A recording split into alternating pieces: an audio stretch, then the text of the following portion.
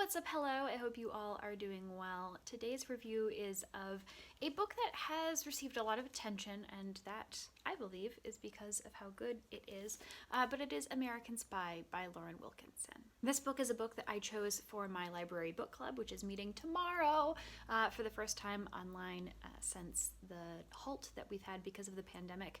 And I'm very excited to talk about this with everyone and hear their opinions and what they thought, because this was a really fun book to read, very deeply engaging, and definitely a look at patriotism that I think we're struggling to identify in America right now, or not identify necessarily, but a lot of people are struggling to listen to this particular idea of patriotism that has been quieted for such a long time. So American Spy is about a woman called Marie, and she is a federal agent with the FBI in... This book takes place sort of between the 80s and 92 or 93. And this is not a spoiler. The book begins with her being attacked in her home.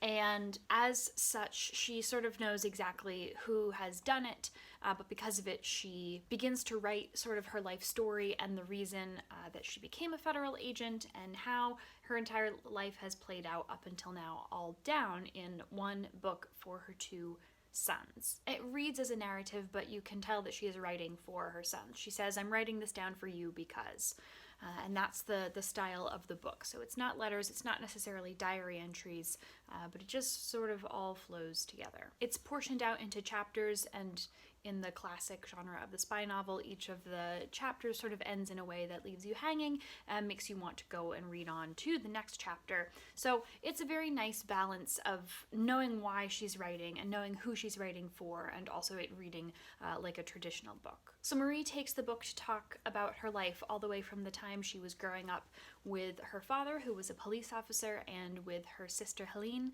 and their mother, who sort of left their family in the middle of her childhood. And in growing up in this particular setting, with Helene, who was just a very strong figure in her life, a very strong older sister with a lot of opinions, a lot of ideas, and very unafraid to execute them, and also, I think, with a deep sense of loyalty.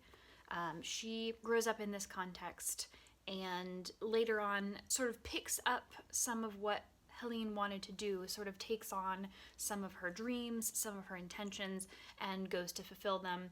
You'd have to read the story for yourself to figure out whether she does that because of Helene or she does it for Helene.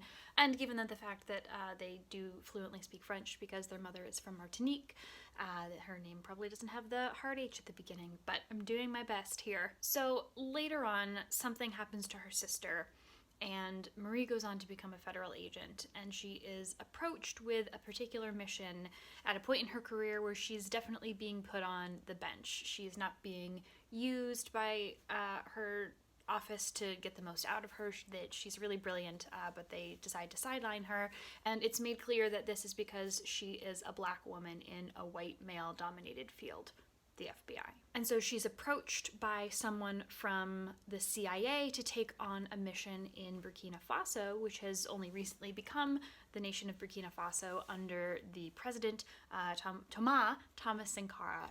And I'm very likely saying his name wrong, but she winds up going to Burkina Faso on this mission, and as it happens, winds up uncovering lots of secrets about herself and about her sister and about the agency in which she works for. And she spends a lot of the book really struggling with what's right and what's American and what she wants to do about those two things and where her allegiance and loyalty lies and to whom it lies. I thought this book was really excellent. I gave it 4 stars. The character of Marie is sharp and witty and always just on top of it, knows sort of what to do. There are moments where she is really reflective in this book, and looking back she can see where she made mistakes or where she was influenced by someone. It's interesting to watch her, somebody with spy type training, interact with other people who also have spy training, and they're sort of using the tactics that they know on each other to feel each other out. It's very interesting. It's unlike other novels where folks are spies and you sort of get that whole like, well, I can read body language and I can understand that they were doing this, so I was doing that. It's not one-sided, it's two-sided in that regard, and I felt that was really interesting to read. I also loved the exact amount of information that we got about her sister. That just seemed realistic to the life that Marie had, only growing up with this person for so long and then her being removed from her life. In that way, she's also removed from the retelling of the story, so you don't get to know more about her than Marie does. It's great. It's just the right amount of mystery around this person. And then the other sort of federal agents that she works alongside are also very interesting characters. One of them I did really struggle to figure out, and the other one I was totally played by him, just the whole book. I didn't make the realization that he was different from the way that he seemed until Marie starts to mention that perhaps he is. So that was really interesting to see someone written as dynamically and as secretive as that. I really liked the fact that this was historical fiction. I liked that Marie was inserted into the life of somebody who was a real person, and real events were portrayed from a new angle. Really appreciated that. I always think that that's interesting, especially when an author can do it really well in a way that can be believed even if you know the full scope of events. So in my opinion, what's written about could 100% have happened. My only concern with this book was a little bit of the pacing. I always really do like a reflective book, a diary of sorts. I find that very interesting, and the way that she tells it, she does a lot of flip-flopping between here's sort of the action or the active history that she's retelling, like a scene where she's driving in Burkina Faso or something, and then reflecting on how that particular instance fits in with something from her past when she was young and living with her family in the city. There's a lot of that flip-flopping going back and forth between every paragraph, not every paragraph, but frequently within each chapter.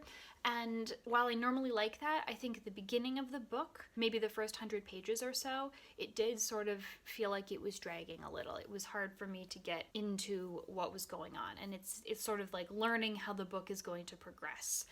Felt a little slow in the build-up there. And then getting toward the end, just after you get like the peak of the rising action, there's a lot of decisions that have to be made really quickly, and I almost felt that these decisions were made so fast, which is totally reflective of real life, and I assume in the profession of being a federal agent on a very specific mission, that you do have to make fast decisions, and sometimes the fallout and the outcomes from those decisions just are what they are.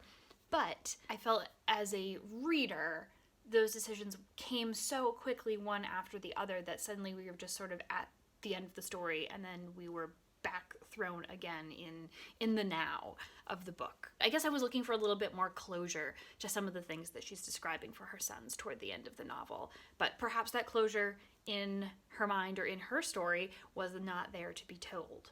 But as a reader, I feel like that would have really rounded out the end of the book. In an interview I watched with the author, Lauren Wilkinson says that she really wanted to create a complex female character within the spy genre with this book, and wanted to use the idea of how people perceive you, and that idea sort of a double standard, or as W.E.B. Du Bois would call it, the double consciousness, with someone who didn't necessarily fit into the mold of the traditional spy. And I think that that's definitely achieved here. Those questions of loyalty and who are you and how am I perceived and how do I need to act in order to perpetuate a perception or in order to break a perception are certainly at play here. Definitely struggles of people of color in white America, no doubt throughout other parts of the world as well. I thought that was very well done with this book, very thought-provoking, a lot of questions, a lot of great questions I'm going to pose to my book club and get their answers about them tomorrow. If you are interested in a spy novel, this is certainly one to check out. Definitely a new voice for the field and really excellent work. If you've read this book, I would love to hear more about your thoughts in the comments. As always, anything that you want to know about us is in the description. I hope you're having lovely weeks and lovely lives, and we will see you very soon.